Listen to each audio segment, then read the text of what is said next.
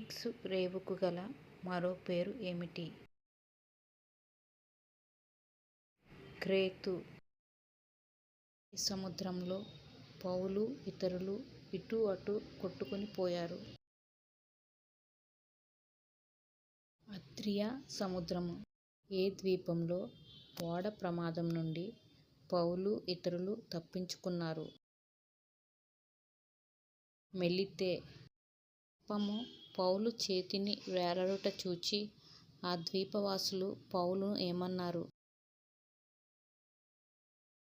నరహంతకుడు. నరహంతకుడు అని అన్నవారే తరువాత పౌలును ఏమని పిలిచారు? దేవత. మెలితే ద్వీపంలో ముఖ్య పౌరుడు ఎవరు?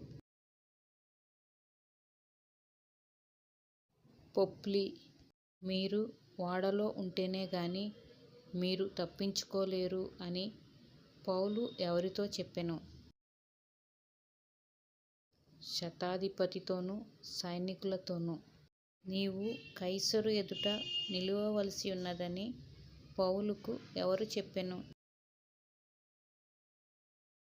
దేవుని దూత. అలెగ్జాంద్రియా పట్టణ ఓడకు గల చిహ్నం ఏమిటి?